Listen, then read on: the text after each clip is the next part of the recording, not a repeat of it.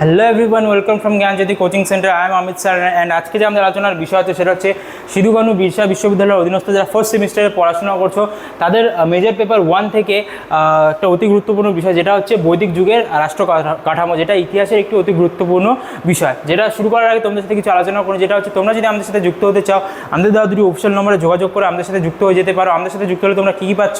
Proper guidance পাচ্ছ, faculty notes পাচ্ছ, recorded classes পাচ্ছ এবং 100% কমন সাজেশনস পাচ্ছ। আমাদের কাছে যে কোর্সগুলি রয়েছে সেটা হচ্ছে মেজর স্টুডেন্টদের জন্য 1299 রুপিস এবং মাইনার স্টুডেন্টদের জন্য 699 রুপিস।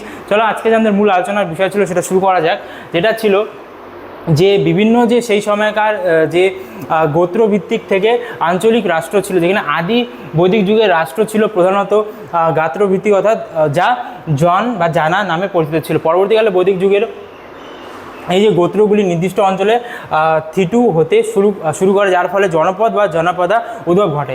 ভূখণ্ডের প্রতি যে অনুগত্য ধীরে ধীরে রক্ত সম্পর্কের অনুগত্যতাকে পরিস্থান করে এবং শাসন ব্যবস্থা সুসংহত করে। এই ভৌগোলিক বিবর্তনের ফলেই রাজতন্ত্র আরও কাঠামোগত এবং শক্তিশালী রূপ ধারণ করে। এখানে আমরা দেখতে পারলাম যে প্রথমে যে রাষ্ট্র ব্যবস্থা ছিল গোত্রভিত্তিক ছিল, যেটা প্রথমে জন ছিল, তার পরবর্তীতে বিভিন্ন পরিবর্তনের মধ্যে দিয়ে জনপদে পরিণত হয় এবং প্রথম দিকে রক্ত সম্পর্ক ভূখণ্ডের প্রতি অনুগত্য ধীরে ধীরে বিভিন্ন যে রক্ত সম্পর্কের অনুগত্যতাকে পরিস্থান করে এবং শাসন ব্যবস্থাকে আরও সুসংহত করে। এর পরবর্তীতে আমরা দেখব যে রাজার ক্ষমতা এবং দায়িত্ব। প্রধান দায়িত্ব কী ছিল? আদি বৈদিক যুগে রাজাকে বলা হতো গোপতি, অর্থাৎ গবাদি পশুর রক্ষক, যা প্রধান কাজ ছিল যুদ্ধে গোত্রকে নেতৃত্ব দেওয়া এবং বহিরাগত শত্রুর আক্রমণ থেকে প্রজাদের বা সম্পদকে রক্ষা করা। প্রধান দায়িত্ব কী ছিল সেই সময়? আমরা দেখতে পারলাম বিভিন্ন ধরনের সেখানকার যে সাধারণ জনগণকে রক্ষা করা এবং সম্পদকে রক্ষা করা। এর পরবর্তীতে আমরা দেখব নির্বাচন এবং উত্তরাধিকারী। প্রথম দিকে রাজারা বা রাজন ও উপজাতির ও পরিষদ দ্বারা নির্বাচিত হতেন এবং তারা ক্ষমতার সীমাবদ্ধ ছিল, কিন্তু পরবর্তী দিকে বৈদিক যুগে রাজপথগুলি ধীরে ধীরে বংশানুক্রমিক হয়ে ওঠে এবং রাজার ক্ষমতা অপরিসীমভাবে বৃদ্ধি হয়। এখানে আমরা দেখলাম যে প্রথম দিকে নির্বাচিতভাবে রাজারা আসতো, কিন্তু পরবর্তীতে উত্তরাধিকারী সূত্রে রাজারা তাদের ক্ষমতা পেতে শুরু করে এবং তাদের ক্ষমতা ধীরে ধীরে আরও বেশি পরিমাণে বৃদ্ধি পায়। এর পরবর্তীতে আমরা দেখব হচ্ছে গণতান্ত্রিক প্রতিষ্ঠান, সভা এবং সমিতির গুরুত্ব। যেখানে সভা, যেখানে গোত্রের প্রবীণ, অভিজাত এবং জ্ঞানী ব্যক্তিদের নিয়ে গঠিত একটি ক্ষুদ্র এবং প্রভাবশালী পরিষদ। এটি মূলত রাজাকে গুরুত্বপূর্ণ বিভিন্ন বিষয়ক যে পরামর্শ দিত এবং বিচার কাজেও কাজ করত। এর পরবর্তীতে সমিতি, অর্থাৎ গোত্রের সকল সাধারণ মানুষের অংশগ্রহণ থাকতো এই যে সমিতির মধ্যে, যেখানে রাজার নির্বাচন, অপসারণ, নীতি নির্ধারণের ক্ষেত্রে অত্যন্ত গুরুত্বপূর্ণ ভূমিকা পালন করতো এই সমিতি। এর পরবর্তীতে দেখব যে বিদর্থ, অর্থাৎ বিধাতা। এখানে মূল বলা হয়েছে এটি ছিল প্রাচীনতম উপজাতির সংগঠন, যা মূলত ধর্মীয়, সামাজিক ও লুণ্ঠিত সম্পদ বন্টনের সাথে যুক্ত ছিল। আদি বৈদিক যুগে নারী পুরুষ উভয় এতে অংশগ্রহণ নিতেন। আমরা এখানে দেখলাম সবার গুরুত্ব কী, সমিতির গুরুত্ব কী এবং বিদর্থ এর গুরুত্ব কী।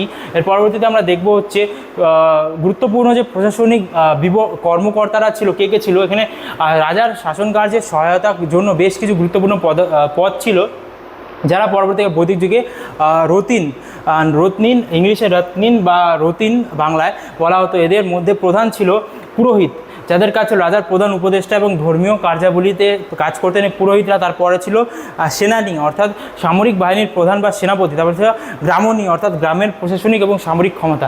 রাজাকে বিভিন্নভাবে সাহায্য করার জন্য বিভিন্ন কর্মচারী তিনি নিয়োগ করেছিলেন, যেখানে ধর্মীয় ক্ষেত্রে পুরোহিত বা সামরিক ক্ষেত্রে সেনানী এবং গ্রামের বিভিন্ন কাজের ক্ষেত্রে এই গ্রামণীরা কাজ করতেন। এর পরবর্তীতে আমরা দেখব হচ্ছে কর ব্যবস্থা এবং অর্থনীতি কেমন ছিল সেই সময়কার। প্রথমে ছিল বলি, অর্থাৎ আদি বৈদিক যুগে এটি ছিল প্রজাদের স্বেচ্ছায় প্রদত্ত উপঢৌকন বা উপহার, কিন্তু পরবর্তীকালে এটি একটি বাধ্যতামূলক করে পরিণত হয়। যেখানে বলি ছিল প্রথমে মানুষরা, সাধারণ জনগণ খুশি হয়ে দিতেন, কিন্তু পরবর্তীতে তা বাধ্যতামূলক হয়ে ওঠে। তারপরে ছিল ভাগ বা ভাগা, কৃষিজ উৎপাদনের একটি নির্দিষ্ট অংশ যা নিয়মিত কৃষি কর হিসেবে রাজাকে প্রদান করা হতো। তারপরে ছিল শুল্ক, বণিক এবং কারিগরদের ওপর আরোপিত কর, যা অর্থনৈতিক একটি অন্যতম উৎস ছিল।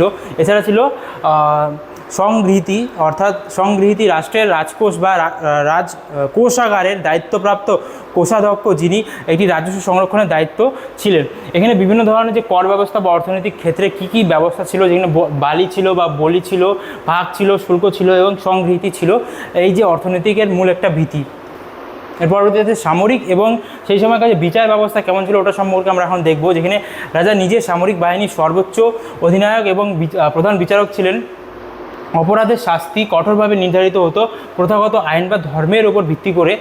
সেনাবাহিনী মূলত রথারোহী রথী ছিল এবং পদাতিত অর্থাৎ ঘোড়া বা বিভিন্ন অশ্বারোহী বাহিনী ছিল, রথারোহী অর্থাৎ পদাতিত অর্থাৎ পায়ে হেঁটে সৈন্য ছিল সেই সময়, এবং ধনুক, তীর, তরবারি, বর্শা ছিল প্রধান যুদ্ধ অস্ত্র।